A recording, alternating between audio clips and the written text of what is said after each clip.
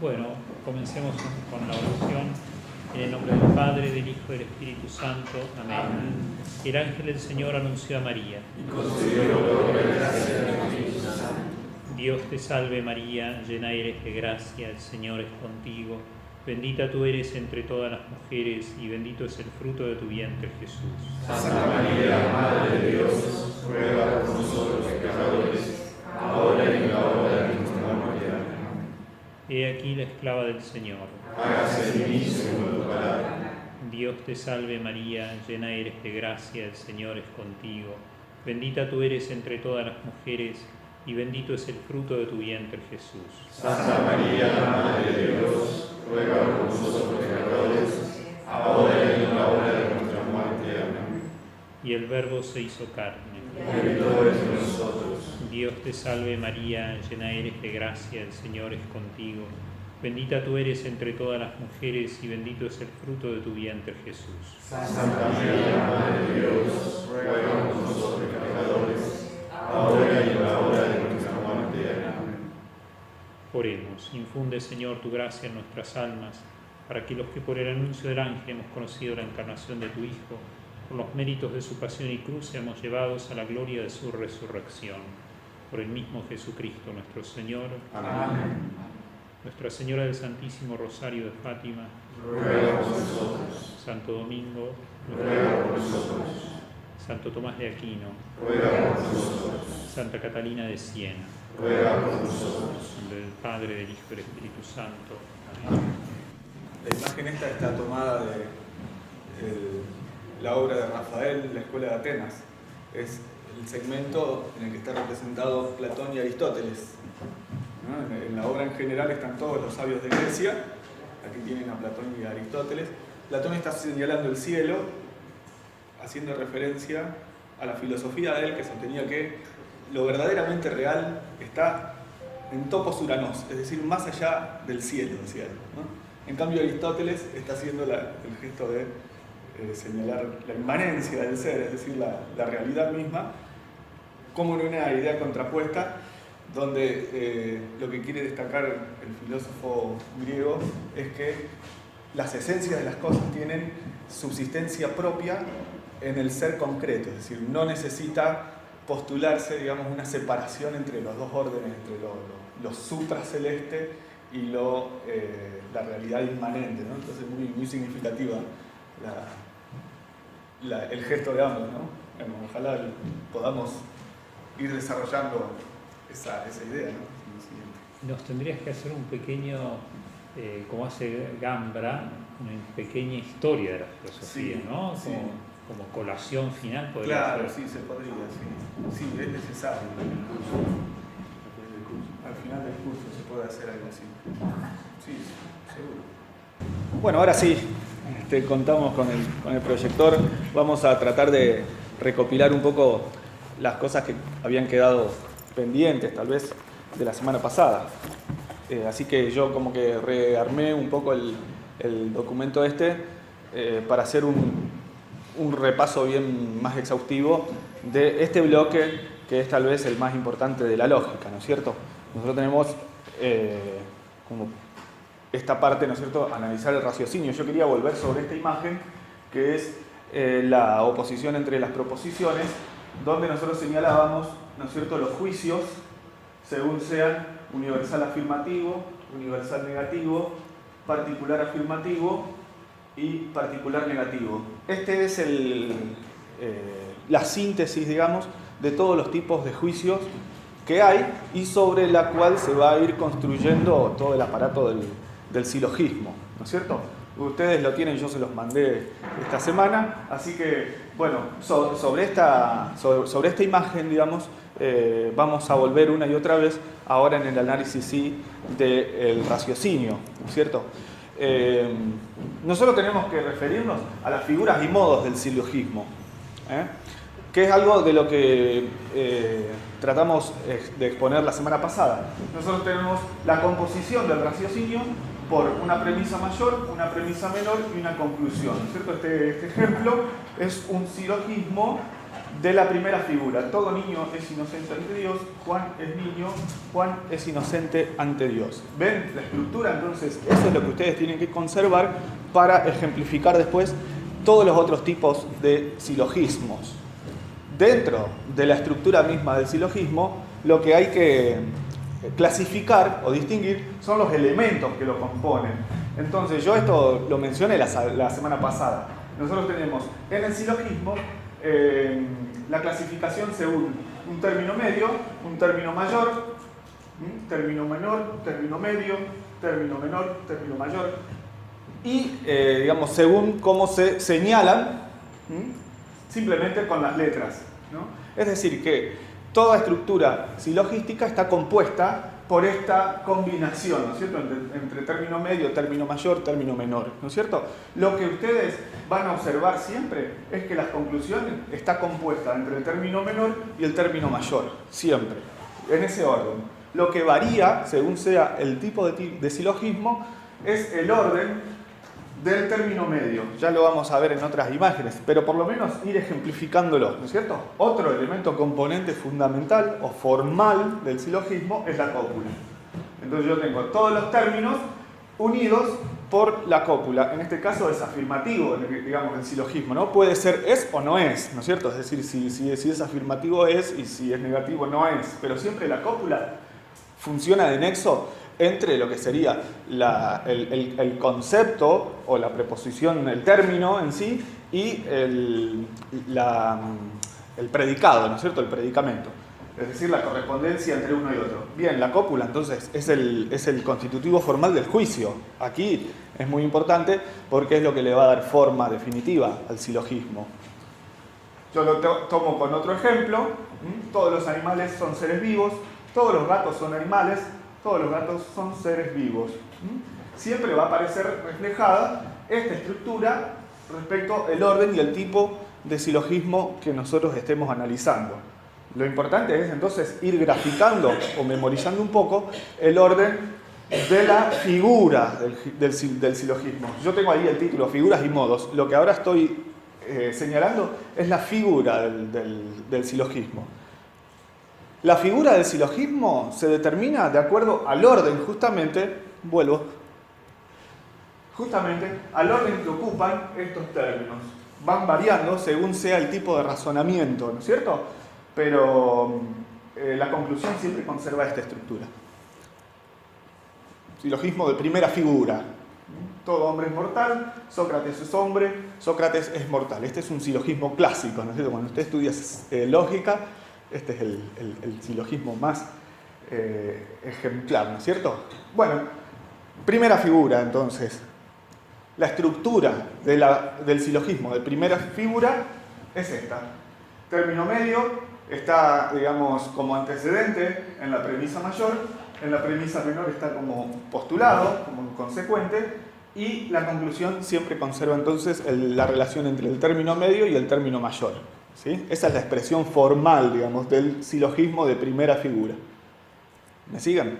Entonces, por la figura, el silogismo se clasifica de distinta manera según sea el orden de los términos dentro de cada proposición. Es esto que yo estoy diciendo, ¿no? Nosotros vamos a ver que existen 4 figuras del silogismo. Bueno, vamos a ir poniendo los ejemplos correspondientes a cada una de las figuras. Este es el orden, entonces, como yo mostré anteriormente. En primera figura, el término medio tiene esta relación. En la segunda figura aparece así. En la tercera figura aparece como antecedente en las dos premisas. Y en la cuarta figura, cruzado de manera invertida, ¿no? Siempre la conclusión está compuesta por el término menor y el término mayor. ¿Se ve? No, poquito nomás. ¿Siempre son así 2 premisas y una conclusión o puede haber algo más complejo? Así? Pueden haber silogismos más complejos o correlación de silogismos, pero el silogismo, digamos, formalmente siempre... Exactamente, el silogismo formalmente se expresa en 2 premisas. Es decir, ¿por qué? Porque es suficiente la deducción. La línea esta es el símbolo de la deducción, es decir, lo que yo deduzco de las 2 premisas. Ustedes recuerden que las premisas son 2 juicios que están relacionados. Y de la relación de ellos dos, el alma, digamos, distingue algo que está como contenido en potencia. Y así se llega a la conclusión. Otro ejemplo, entonces, de silogismo de primera figura: toda mujer es sensible, María es mujer, María es sensible. ¿Ven? Si usted presta atención entonces al orden de los términos, toda mujer es el término medio, en la segunda preposición el término mujer aparece de este lado, y en la conclusión se rescata entonces el término mayor y el término menor. ¿Se entiende? Simplemente, digamos, tener un acercamiento a los ejemplos que son más iluminativos, digamos, ¿no es cierto? Ningún planeta tiene luz propia, Marte es un planeta, Marte no tiene luz propia. ¿Qué cosa vamos a ir observando en este orden de silogismos? Es que dentro de la primera figura, que es lo que nosotros estamos viendo, aparecen juicios que pueden ser universales, afirmativos, o particulares negativos. Por ejemplo, aquí la primera premisa es universal afirmativo. Universal negativo. Ningún planeta tiene luz propia. Este es particular afirmativo. Marte es un planeta, Marte no tiene luz propia. La conclusión es un juicio universal negativo. ¿Me siguen? Por eso yo quería que ustedes vieran de vuelta el cuadrito de la oposición entre los juicios. Los alumnos son estudiantes, Víctor es estudiante, Víctor es un alumno. Bueno, en fin, los ejemplos pueden variar de diversas e infinitas maneras, pero la estructura se conserva, digamos. Este es otro de los cuadritos. Claro. Donde el término medio está muy... Exactamente. En este caso, silogismo segunda figura sería. ¿este? Sí, ahí está, quedó puesto. Tenés razón. Segunda figura, pues en el término medio es estudiante. Exactamente, claro. Acá el término medio aparece. Es decir, los alumnos es el término mayor y Víctor es el término menor. Muy bien, sí, eso es un error mío entonces.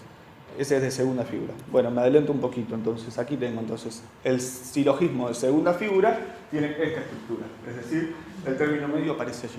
¿Se entiende? Claro, el juicio anterior es de ese tipo. Bien, para que ustedes vayan, digamos, teniendo una representación gráfica de todo esto. Otros ejemplos de silogismo de segunda figura: todo círculo es redondo, es así que ningún triángulo es redondo, luego ningún triángulo es círculo. Bien elemental el ejemplo, pero se refleja entonces el tipo de silogismo según la figura. Ustedes vayan memorizando, por lo menos mentalmente, el esquemita que yo les voy señalando, ¿no? Segunda figura. Los componentes entonces de segunda figura es exactamente lo mismo, que yo lo voy diciendo, lo que varía entonces es el orden del término medio. La conclusión siempre está expresada como término medio y término mayor. ¿Se entiende? Bien, aquí digamos, hay que ir un poco rápido porque en realidad es abundante el tema de por sí. Es decir, a este bloque habría que dedicarle mucho, pero no le vamos a dedicar mucho. Entonces vamos a ir cerrando un poco las ideas de cada uno de los tipos de silogismo. Acá tienen otro ejemplo. ¿Yo avancé o volví? Perdón. Silogismo de segunda figura. Bueno, este es comparado simplemente con el silogismo de primera figura. ¿Se entiende? Tienen cambiado lo que sería el término medio. Bien, ejemplos, otros. Ningún animal piensa, todo hombre piensa, luego ningún hombre es animal. Algo entonces de lo que ya dije, ustedes vayan observando el tipo de juicio que compone el silogismo. Es decir, que puede ser universal o puede ser particular, puede ser afirmativo o negativo. Aquí aparece una combinación de un juicio universal negativo, la segunda premisa es un juicio universal afirmativo y la conclusión es negativa. Segunda figura, muy bien. Otro ejemplo, todo mineral es material, ningún espíritu es material, luego ningún espíritu es mineral. ¿Se entiende? Ustedes me van haciendo preguntas, digamos. Esto es hacer, digamos, un recorrido sobre la estructura misma de los silogismos. Todo lo que es eterno es inmaterial, el espíritu es inmaterial, luego todo espíritu es eterno. ¿Ve? Es decir que los términos, en la conclusión, entonces siempre se rescata el término menor y el término mayor de las dos premisas anteriores. Tercera figura. Ahora, digamos, el término medio aparece de este lado, ¿cierto? Como antecedente. ¿Sí? Vamos a ver otros ejemplos. Todo vicioso es miserable, algún vicioso es rico, algún rico es miserable. Hay que buscar ejemplos ilustrativos por ahí, ¿no? Bien. ¿Se entiende? Toda injusticia es mala, algún injusto es profesor, algún profesor es malo. Ese es un ejemplo para mí que la semana pasada le di a algún abogado en un ejemplo. Muy bien. Entonces, a lo que vamos siempre a prestar atención es justamente el lugar que ocupa el término medio. Todo pez es acuático, algún pez es vertebrado, luego algún vertebrado es acuático. ¿Se entiende? Cuarta figura, vamos medio rápido, ¿no es cierto? Bueno, en la cuarta figura, la oposición de los términos medios es opuesta a la primera. La relación de los términos medios es opuesta a la primera figura. ¿Se ve, no es cierto? Bueno, ejemplos, digamos, silogismo de cuarta figura. Toda ave vuela, entre los que vuelan están las águilas. El águila es ave. Fíjense que la expresión verbal o lingüística del juicio puede variar. Lo que no varía es su esencia afirmativa o negativa. No importa, digamos, que esté compuesto por muchas palabras, sino que la proposición sea en cantidad universal o particular y en cualidad afirmativo o negativo, ¿no es cierto? En este caso, los tres juicios, es decir, las dos premisas y la conclusión es afirmativa.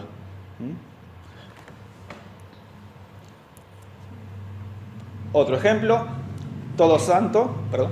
Sí.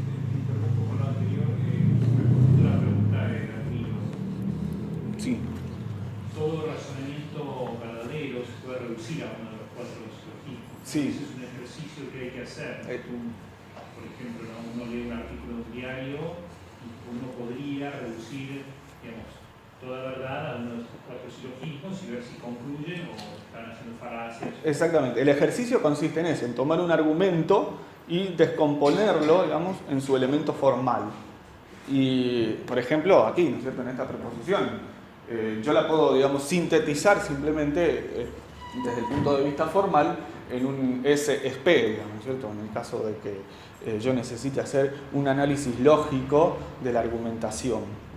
Sin embargo, lo que hay que decir también es que las argumentaciones pueden ser formalmente correctas y sin embargo ser falaces en las afirmaciones, en las conclusiones. Ese también, digamos, es otro elemento que tiene la lógica. Otro elemento que tiene la lógica es que la lógica no es autosuficiente. Es decir, la lógica como una actividad humana también es limitada. Entonces, muchas veces nosotros podemos encontrar argumentos que aun cuando están defendiendo algo verdadero, puede ser que esté fallado en algún punto. Después vamos a ver cuando a lo último entremos en la parte de lo que serían las falacias, vamos a ver que la lógica se sirve de eso también. Es decir, aun cuando desde el punto de vista formal un argumento o un razonamiento puede tener alguna falla, aún así puede haber verdad en el argumento. ¿Por qué? Porque de por sí la lógica no es todo lo que el ser humano maneja en el ámbito del lenguaje o en el ámbito racional, ¿no es cierto? Hay un montón de formas de llegar a la verdad, además, ¿no es cierto? A la verdad se llega racionalmente, o se llega a través de la voluntad, es decir, a través del amor, por así decir, y aparte hay intuición, por ejemplo, en el espíritu humano, es decir, captación de la verdad de una manera directa. Hay iluminación del Espíritu Santo en la inteligencia humana por la cual nosotros accedemos a verdades sin hacer procesos silogísticos. Es decir que el silogismo en realidad lo que viene a hacer es a modo de herramienta, servirse del análisis racional de las proposiciones o del lenguaje, para rigurosamente intentar demostrar las conclusiones. En esto, este aspecto es tal vez lo más fuerte o lo más interesante de la lógica. ¿Se entiende? Bien. Todo santo tiene caridad perfecta. La caridad perfecta está en Santo Tomás. Santo Tomás es santo. Tomás es santo. ¿Se entiende? Entonces la relación entre término medio, como aparecen, y la conclusión siempre compuesta entonces por el término menor y el término mayor. Otro ejemplo: todo hombre fiel es sincero. Ser sincero es una virtud. El hombre fiel es virtuoso. Bien, ya vamos a ir viendo entonces esto que yo adelanté un poco en cuanto a la limitación natural también del raciocinio, de la lógica. Es decir, el ser humano de por sí es falaz, es limitado, digamos, ¿no? Sin embargo, la potencia intelectiva tiene mucha autoridad, y la autoridad de la potencia intelectiva depende justamente de la rigurosidad que nosotros le demos a los mismos argumentos. Por eso es muy importante saber entrenarse en esto, es decir, tener habilidad para argumentar bien o para razonar bien. Vieron que cotidianamente se nos exige que seamos personas pensantes, ¿no? Que tengamos criterio. Hoy en día se utiliza mucho eso del criterio, digamos, ¿no? Uno dice, bueno, ¿de qué están hablando? Cuando hablan de tener criterio propio. Bueno, la verdad que la única forma de tener criterio propio, el criterio de la verdad, está en la lógica, digamos, que es el modo de proceder que usa la inteligencia para llegar a la verdad o a conclusiones verdaderas, ¿sí? Con todas estas salvedades que yo hago, de que de suyo la lógica tampoco es perfecta, ¿no es cierto? ¿Por qué digo esto también? Porque muchos racionalistas se valen justamente de una estructura lógica minuciosa, exhaustiva, muy como sutil en formas de argumentar, y no necesariamente, por ser así, van a concluir verdades, ¿no es cierto? ¿Se entiende lo que digo? Entonces, esto es una aproximación en todo caso a lo que sería en esencia el método filosófico. Es decir, el método filosófico está apoyado en formas de argumentación. Bien, hasta aquí nosotros hicimos entonces un pantallazo de lo que serían las figuras, así medio aceleradamente, pero esto es lo que va a indicar el orden que sigue el entendimiento para razonar. Las figuras, ahora nosotros lo que tenemos que ver son los modos del silogismo. Esto también es un mundo, digamos, ¿no? Los modos del silogismo son las formas dentro de cada figura que se obtienen de combinar la cantidad y la cualidad de las premisas, es decir, la cantidad de si son universales o son particulares, y la cualidad si son afirmativas o negativas, según sea entonces esto, ¿no es cierto?, el grafiquito que yo les mostré al principio, y de ahí se derivan 19 combinaciones.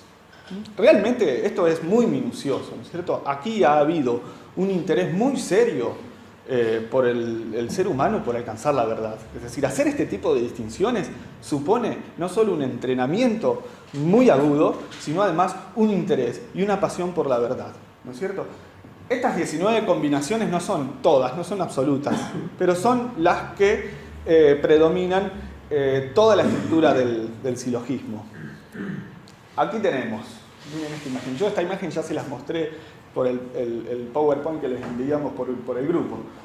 Las combinaciones, entonces, que yo menciono aquí, las combinaciones entre la cantidad y la cualidad, es lo que resulta aquí. En la primera figura tenemos un silogismo que está compuesto por juicios universales afirmativos, los tres juicios que están compuestos por universal negativo, universal afirmativo y conclusión universal negativo. Bueno, y según la relación de letras, no me voy a detener en todas, ¿no es cierto? Universal afirmativo, particular afirmativo y particular afirmativo. Ustedes memoricen entonces el símbolo de cada letra. Esto es una genialidad. Uno dice, bueno, ¿qué es esto? A algún estudiante medieval se le ocurrió un ingenioso método mnemotécnico para organizar las figuras y los modos según sean A, E, I, O, y de ahí se derivan esas 19 combinaciones. ¿Cuál es el recurso mnemotécnico? Nosotros los que estudiábamos lógica la teníamos que saber de memoria. Si vos tenías el examen final y tenías que saber de memoria todas estas combinaciones. Para la primera figura, Bárbara es, digamos, el recurso mnemotécnico para referirse a los 3 juicios que componen el silogismo según sean universal afirmativo. Está resaltada las 3A. Chelaren es el juicio que está compuesto, el silogismo que está compuesto por un juicio universal negativo, un universal afirmativo y un universal negativo. Bueno, uno tendría que hacer el ejercicio de memorizarse las 19 combinaciones. Entonces yo tengo primera, segunda, tercera y cuarta figura, según lo que habíamos visto antes, y entonces según el modo, por ejemplo, en la tercera figura, las combinaciones posibles dan Darapti, Felapton, Disabis, Datisi, Bocardo, Ferison. Son palabras simpáticas que uno las memoriza como para identificar por la memoria el tipo de silogismo que se está analizando. ¿Se entiende? Bueno, ustedes lo pueden tener y revisar permanentemente. Entonces, están expresadas las combinaciones del tipo de silogismos. Vamos a ver ejemplos. Silogismo de primera figura con el ejemplo Bárbara. Todo árbol crece, todo manzano es árbol, todo manzano crece. Es la combinación de estas 3 proposiciones. ¿Se entiende? Todo juicio de primera figura que corresponda al modo Bárbara será 3 universales afirmativas. Otro ejemplo, con el modo Chelaren, ningún virtuoso es malo, todo niño es virtuoso, ningún niño es malo. ¿Se entiende? También allí tenemos... Para hacer el ejercicio de lograr un silogismo, vos arrancás pensando en la conclusión a la cual tenés que arribar y buscar las premisas para concluir, o cómo... No, directamente lo que hace, digamos, la mente es acudir a la premisa, que es lo que uno sabe. Es decir, la premisa forman, digamos, 2 juicios que uno ya conoce. Lo que no conoce es la conclusión, es decir, la relación de esos 2 juicios que me va a llevar a una nueva verdad. Es decir, sería el método inverso al método hipotético. El método hipotético como que postula de antemano una conclusión y yo tengo que defenderla o demostrarla. En realidad el silogismo funciona al revés. A partir de 2 juicios conocidos, el alma concluye en una verdad desconocida que estaba contenida en potencia en esos 2 juicios. Nosotros lo hacemos cotidianamente. Si nosotros vemos estos ejemplos, digamos, tomados un poco justamente de la vida cotidiana, bueno, lo que sucede es que nosotros no nos damos cuenta que operamos así. Pero el método, por lo menos deductivo, está compuesto por este tipo de juicios o de silogismos. Es decir, de verdades conocidas se llega a lo desconocido. ¿Se entiende?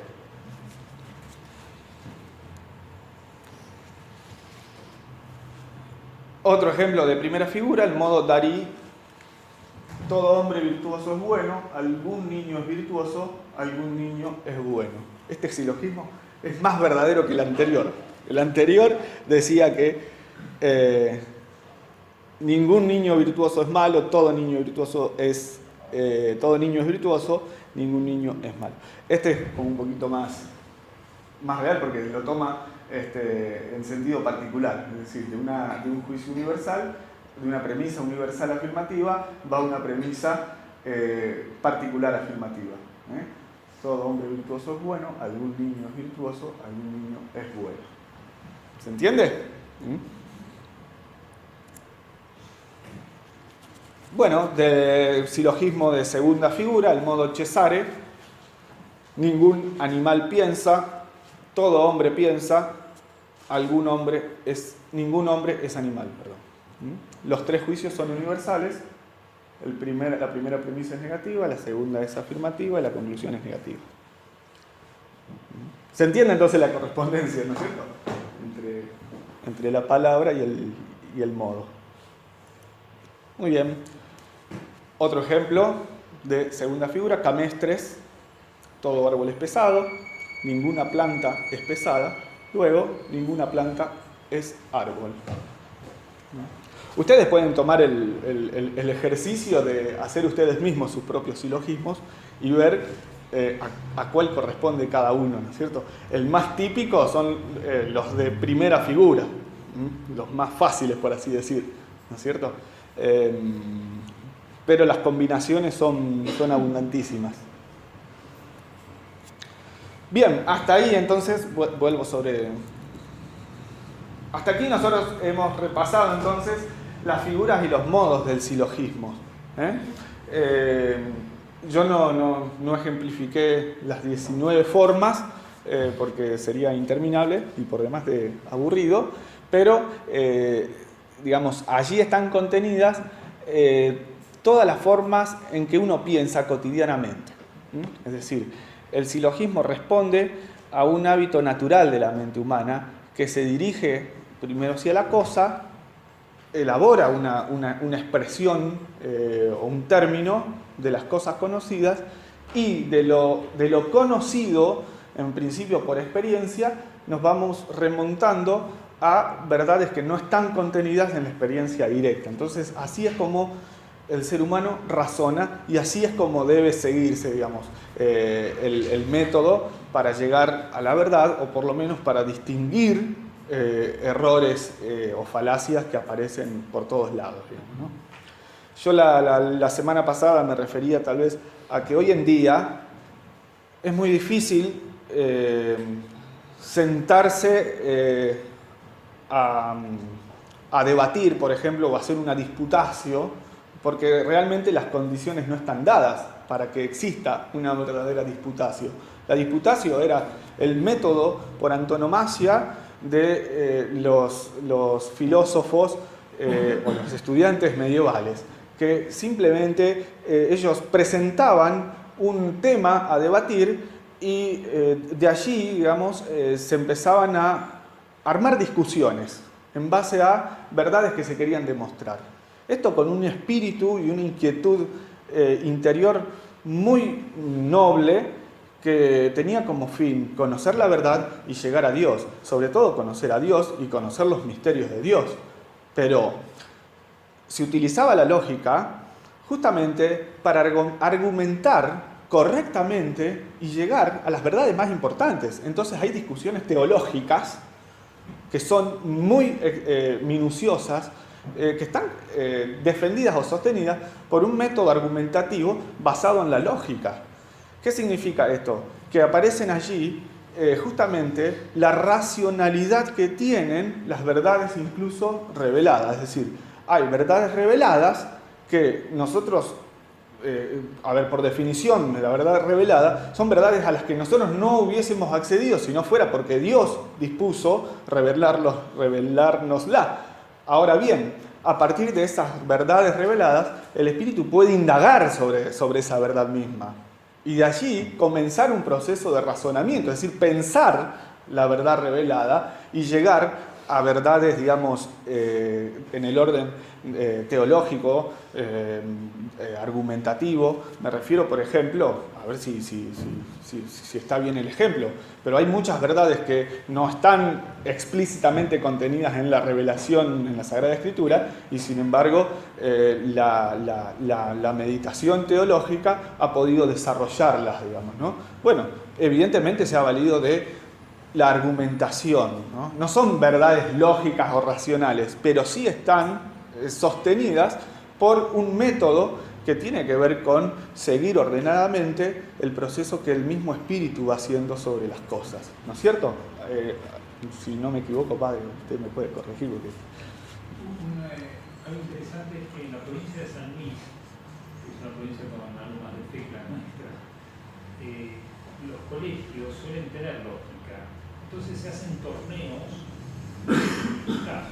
disputados. Un tema, por ejemplo, el tema del aborto. Entonces hay dos grupos que tienen que defender diferentes posiciones y se llega a vamos a hacer muy interesante.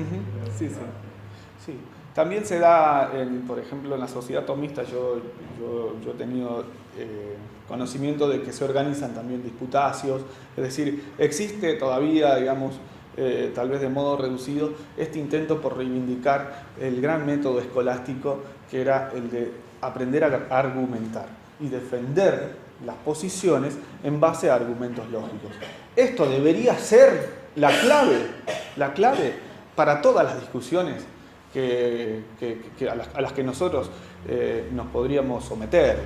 Hay un montón de cosas que se pueden discutir y que necesitamos discutir. En realidad, cuando uno más o menos empieza a pescar por así decir, la dinámica de la lógica, y bueno, uno se empieza a dar cuenta cómo abunda en realidad la falacia, la mentira, el engaño, el error, ¿no es cierto? El sofisma, sobre todo, ni hablar en el periodismo, digamos, ¿no es cierto?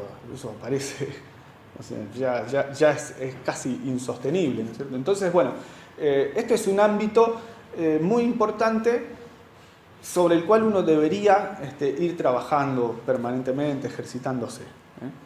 Bien, hasta aquí estaría, digamos, el tema del repaso de lo que sería el silogismo en sí. Yo quería mencionar algo sobre la inducción.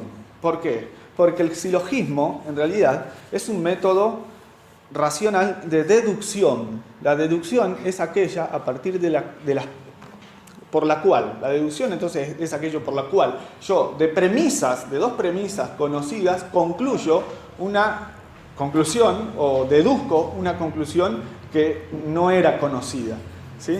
La deducción entonces es el proceso por el cual la verdad sale de las premisas que componen el silogismo. ¿Se entiende? En cambio, la inducción es otro método que el espíritu también usa, pero no tiene el rigor o digamos, el peso o la certeza que te puede brindar un silogismo.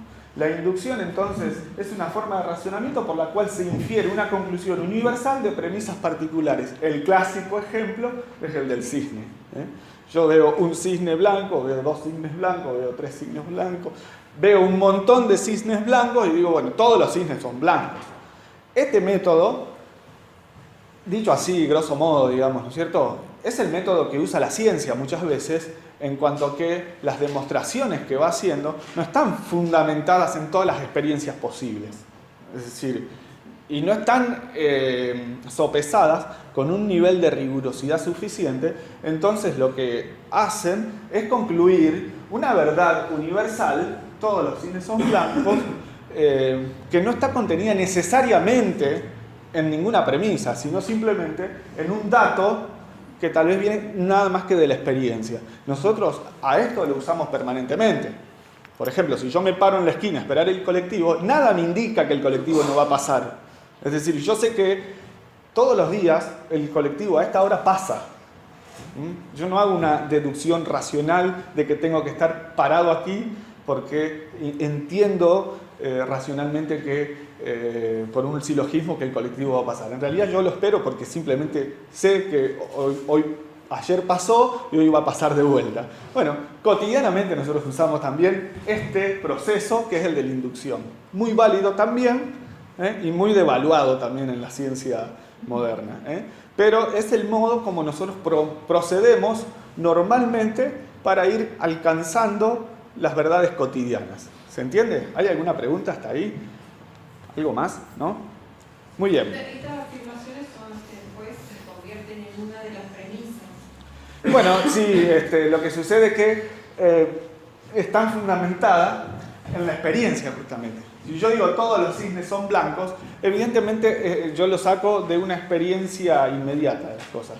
Yo lo puedo transformar en una premisa, en un juicio digno de una premisa, pero el suyo, el dato, no surge de un razonamiento deductivo, sino inductivo.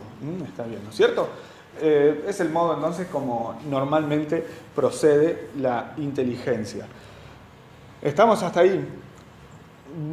Habría que, antes de adelantarme, habría que insistir, digamos, entonces en esta cuestión de que la lógica no es autosuficiente porque la misma inteligencia humana no lo es. Entonces, esto ya lo vimos anteriormente. yo puedo tener un juicio, un silogismo perfectamente armado, pero su verdad real puede no concluir. Entonces, esto obedece a que el espíritu humano es limitado en todo caso. Y para bien, digamos.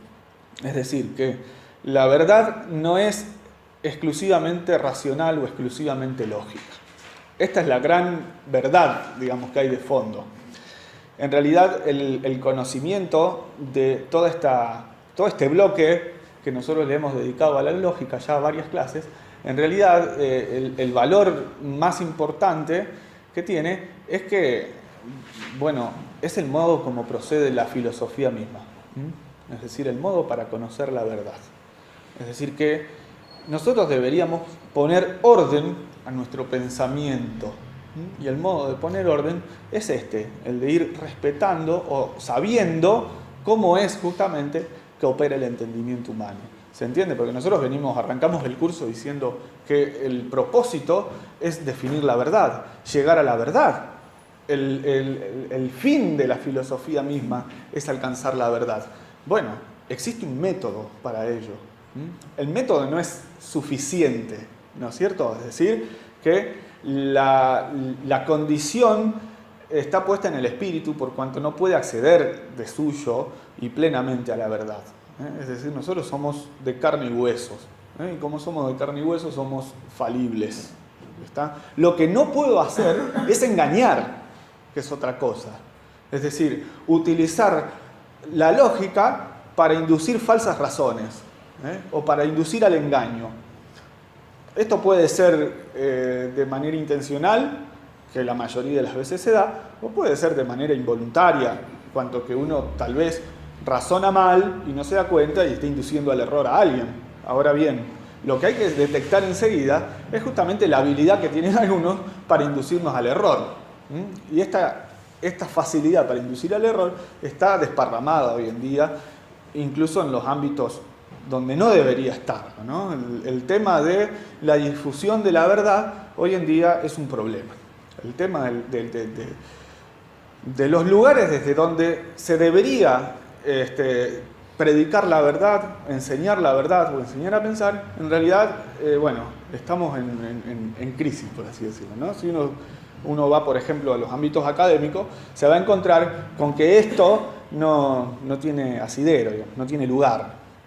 En realidad, si tú quieres, presentar una tesis y defenderla, una posición personal, lo primero que vale es que sea una posición personal. Si lo que vos vas a defender es una postura tuya, y si fuiste original, mejor todavía.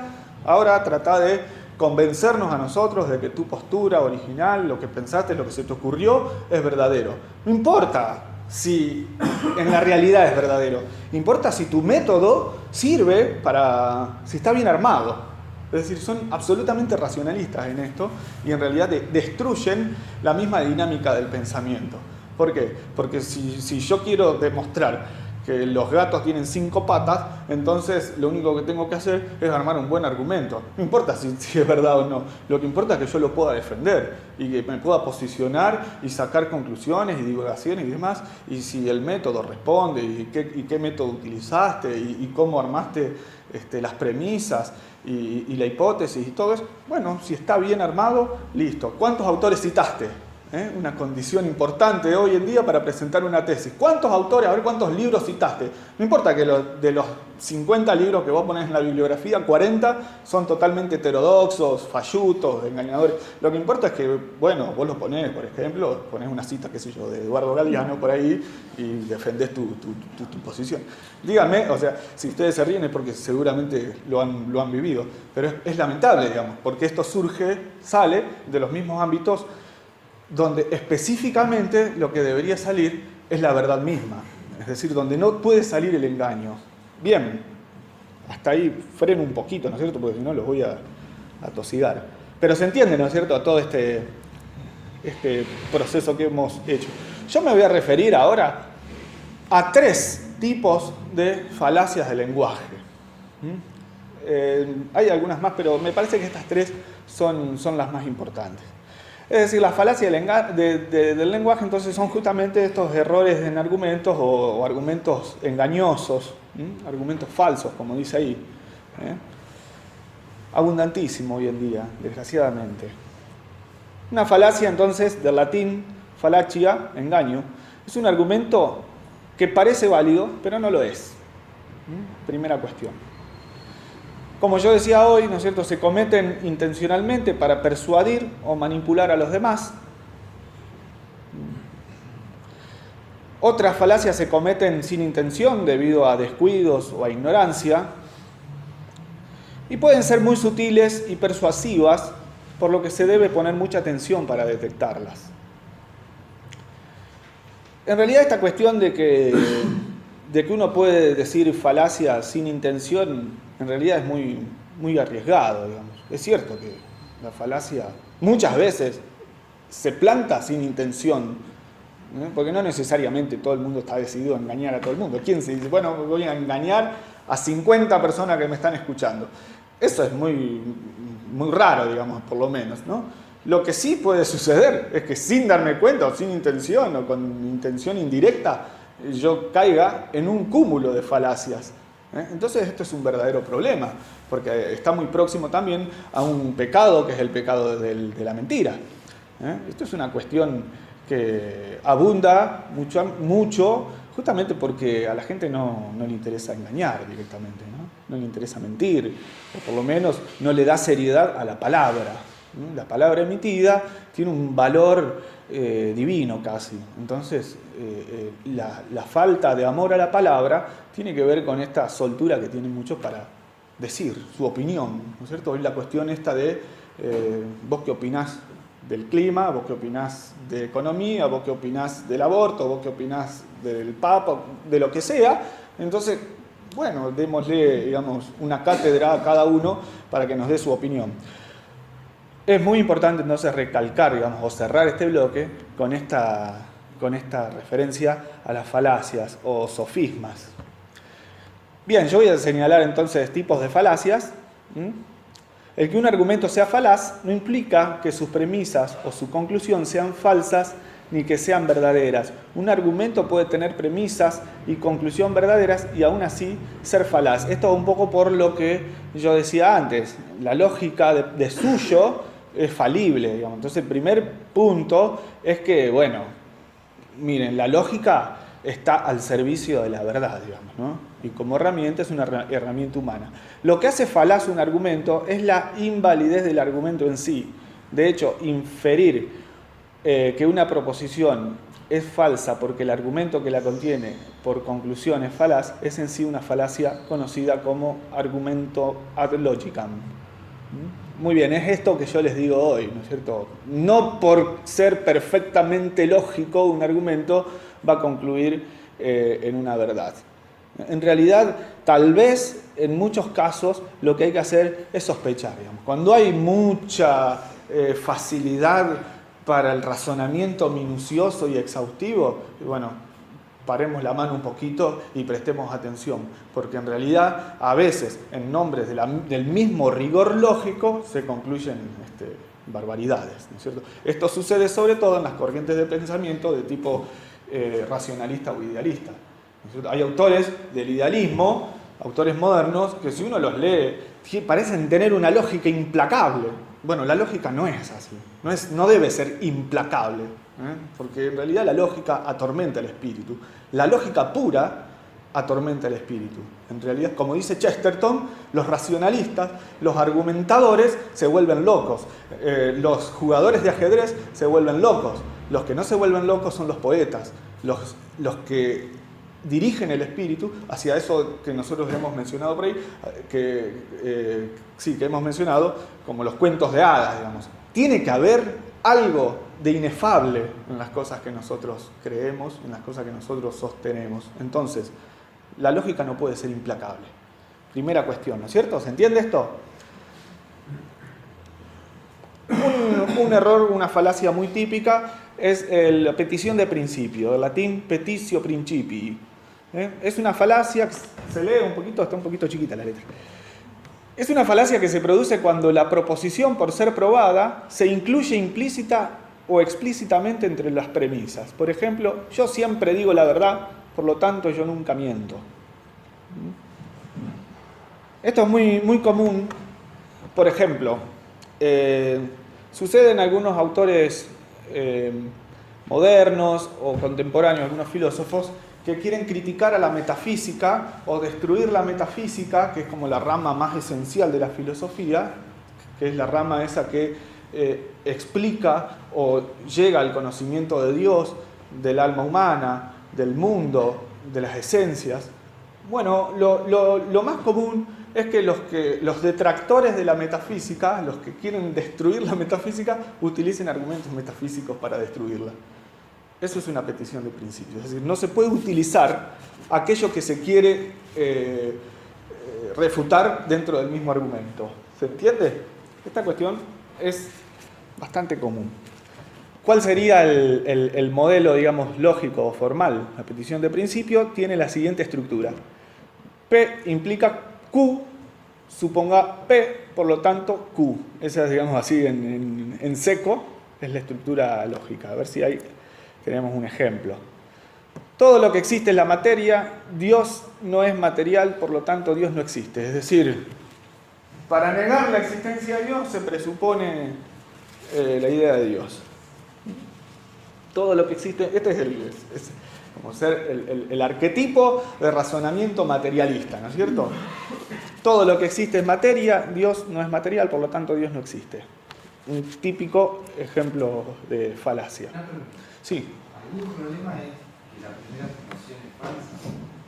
O sea, ¿cuál es el problema? Sí. Claro, porque se refiere a todo como parcialmente, en verdad. Exactamente, sí. Arranca, digamos, de un postulado erróneo de por sí. Ahí serían dos errores. Uno, el error de correspondencia con la realidad, es decir, que la primera premisa es falsa. Otro, el error lógico del argumento en sí. Hay dos errores. Uno real y el otro lógico. Que corresponden a esas dos verdades, a la verdad lógica y a la verdad real. ¿Entiendes? O sea, podría ser que la premisa fuera verdadera. Igual sería un razonamiento falaz por el error lógico. Lo que está, o sea, que haya una cosa no implica que no haya la otra y viceversa. Bien, como modelo, digamos, tiene esto de que se quiere interponer o anteponer aquello que se quiere destruir, por así decir. Esto es fácil. Por ejemplo, esto lo hace Kant cuando critica al entendimiento humano, ¿no es cierto? Y lo hace en la mayoría de los filósofos modernos cuando dicen el conocimiento humano es totalmente engañoso. No es posible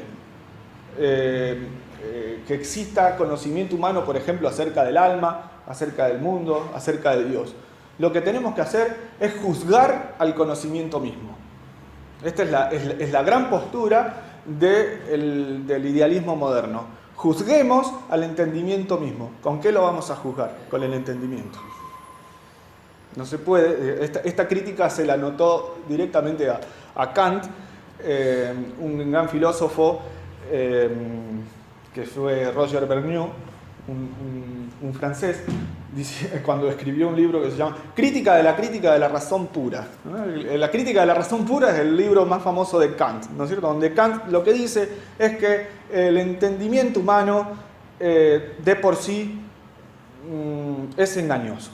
Entonces lo que tenemos que hacer es establecer las condiciones de posibilidad de todo conocimiento. Es decir, vamos a analizar hasta dónde el conocimiento humano llega y de qué cosas podemos hablar y de qué no. Con el entendimiento. Es el típico argumento falaz de destruir el entendimiento con el entendimiento mismo. O sea, si Kant fuese sensato, lo que debería hacer es inventarse otra facultad. Porque vos lo que vas a poner en el juicio es el entendimiento. Entonces, dejá el entendimiento acá y buscate otra facultad para poder juzgarlo. ¿Se entiende? Otro ejemplo inverso, tal vez, todo lo que existe ha sido creado, Dios puede crear, por lo tanto Dios existe. Este argumento también es falaz.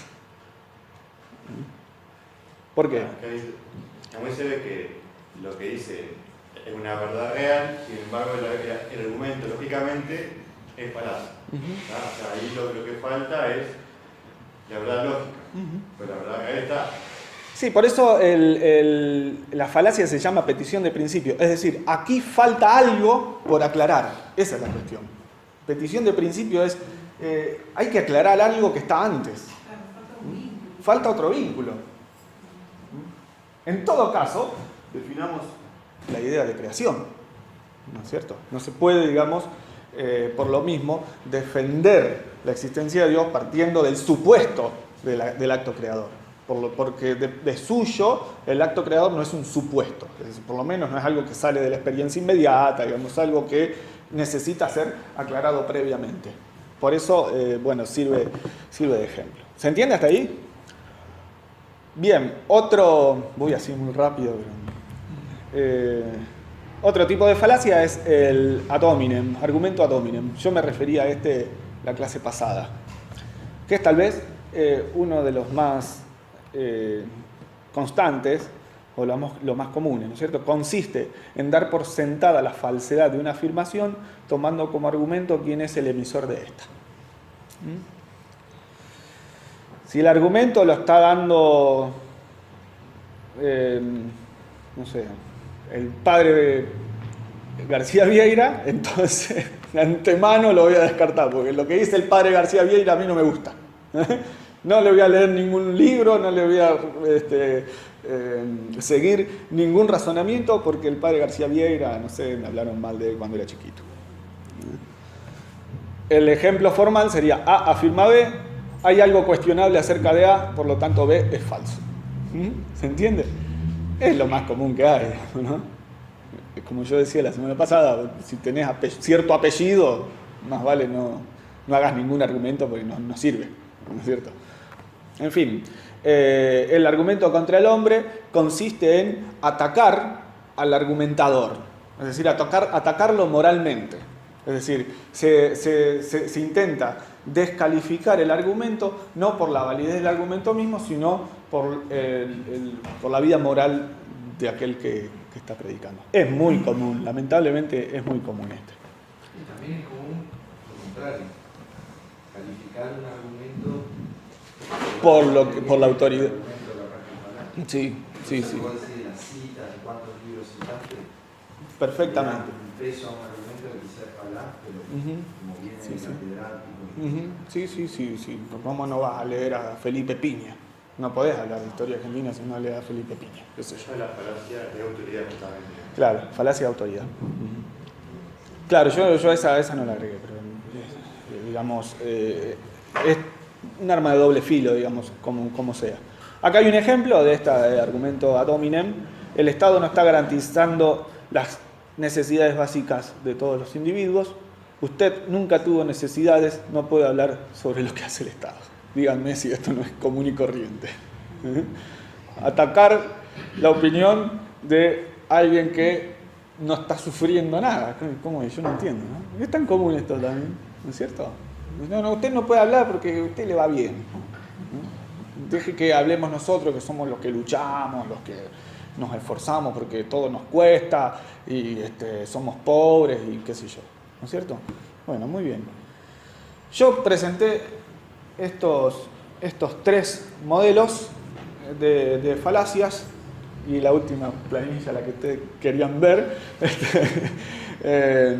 Creo que en realidad el tema, digamos, es abundantísimo. Por lo menos sirva, digamos, para exponer en esquema lo valioso que es la lógica. Para todo aquel que quiera seguir profundizando, conociendo, digamos, un poco más de este bloque, bueno, se puede anotar, digamos, tal vez o me puede decir, y podemos, digamos, darle una continuidad al margen del desarrollo del curso, digamos. El miércoles que viene vamos a hacer una síntesis, ¿no es cierto?, de todo esto, y ya el próximo bloque que abordaremos será el de cosmología, una introducción muy valiosa a la esencia de la filosofía o de los problemas de la filosofía. Así que si ustedes tienen alguna pregunta, aprovechen ahora, digamos. Y si no, damos por concluida la clase de hoy. Hola, piensan para el miércoles que viene. Piensan para el miércoles que viene. Va a ser una síntesis, un resumen de todo el bloque de la lógica. ¿Estamos? Bueno, muy bien. Hasta aquí llegamos. Gracias por la atención. Dominus vobis. Benedictio Dei Omnipotentis, Patris et Filii et Spiritus Sancti, descendat super vos et maniat semper. Amén. Amén. Muy bien. Gracias.